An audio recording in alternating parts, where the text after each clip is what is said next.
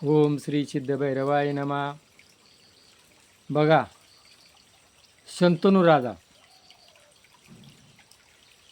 तो गंगेपाशी गेला आणि म्हण मला तू माझी बायको होय. गंगा म्हण अरे येड्या तू माझ्या मागं लागू नको. नाही नाही म्हण तू बायको होय. बरं मी बायको होईल, पण मी जे करल ते मला काही म्हणायचं नाही. आजही बी मुली मिळती नाही. इकून तिकून मुली जर मिळाल्या तर ती काय करती तिला काही म्हणायचं नाही. तर मग तिला मुलगा झालं का ती पाण्यात टाकायची. तिनं 6 मुलं पाण्यात टाकली. शेवटी 7वं मुलगं झालं आणि त्याला काही रावाना.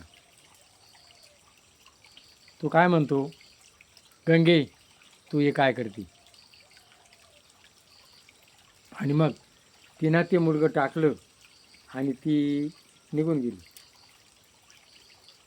आता निघून गेल्यानंतर रात्रीची ती यायची, खिडकी वाट बघायची. आणि तेव्हा त्याचा जो गुरु होता त्या गुरुनं काय सांगितलं, तू याची केस काढ आणि पाण्यात टाक. ते पाण्यात टाकले तेव्हापासून ती यायची बंद झाली. तेव्हापासून मुलगी असो का मुलगा असो त्याचं हे जावळ आहे ना, हे न्हाव्याच्या हातानं केलं जातं. ब्राह्मण किंवा पहिला कोण न्हावी, आणि जेव्हा त्याचं जावळ काढलं त्याची मूज केली तेव्हा तो होतो ब्राह्मण, नंतर ब्राह्मण होतो. आणि मग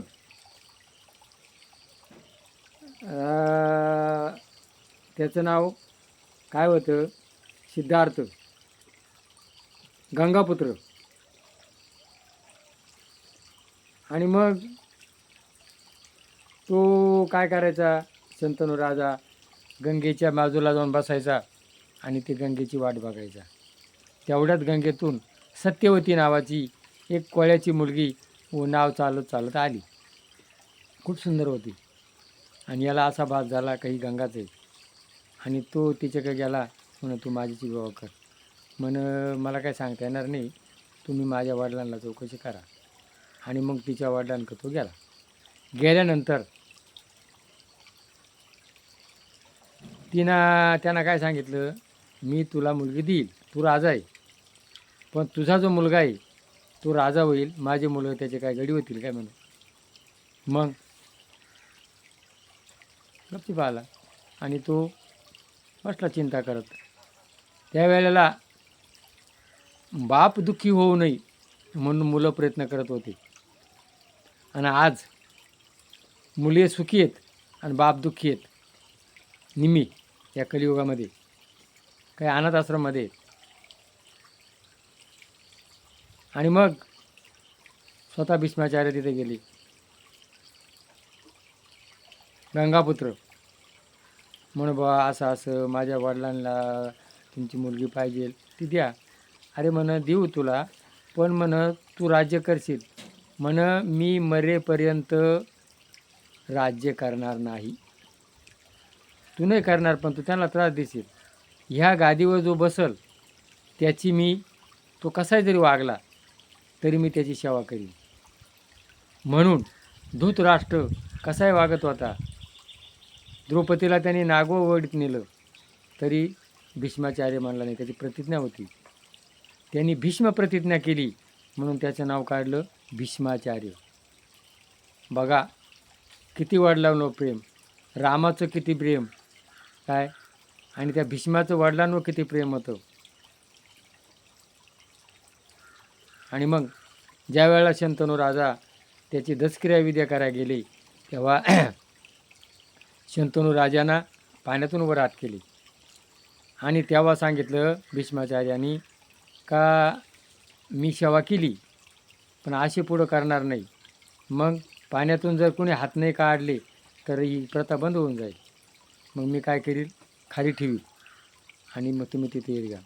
मग त्याने ते पिंडदान खाली ठेवलं आणि त्याने ते घेतलं. तेव्हापासून पिंडदान. कावळ्याच्या रूपानं आत्मा येतो आणि कावळ्याला जर त्याचं 10 ग्राम वजन आहे, 5 ग्राम वजन आहे, ते दिसल्यानंतर तो पिंड घेत नाही. पित्रा असो, दावा असो. आणि मग कावळा हा एक यमाचं प्रतीक मानलं गेलेलं आहे. आणि मग तेव्हापासून पिंडदानाची ही प्रथा, पितृदान, पिंडदान ही सुरू झाली. तर शंतनू राजांना, त्यांनी जे शंतनू राजाची सेवा केली त्याचं नाव आज आहे आम्रमरे. तसं आपलं आम्रमर नाव व्हावा आणि या पुढच्या पिढीने त्याची सेवा करावा. काय, आईवडिलांची सेवा करा, तुम्हाला घरात सुख, समृद्धी, शांती मिळेल. आणि तुम्ही नंतर किती जरी खर्च केला, तुम्हाला तुमच्या घरात पैसा, अडका, आजारपण, दरिद्री, किती कष्ट केलं तरी पुरं पडत नाही. त्याला काय म्हणतात, पितृदोष. म्हणून तुकाराम महाराजांचा अभंग आहे, जितपणी नाही दिले अन्न, मेल्यावर काय पिंडदान. तर जितपणी आईवडिलांची सेवा करा आणि नंतर मेल्यानंतर जेव्हा पिंडदान कराल, जेव्हा हे कराल, पितृदान कराल, तेव्हा गीतेचा 7वा अध्याय वाचा, म्हणजे त्या आत्म्याला मुक्ती मिळते. आणि हा व्हिडिओ आपण ऐकला असेल तर शेअर करा. जय भैरवनाथ.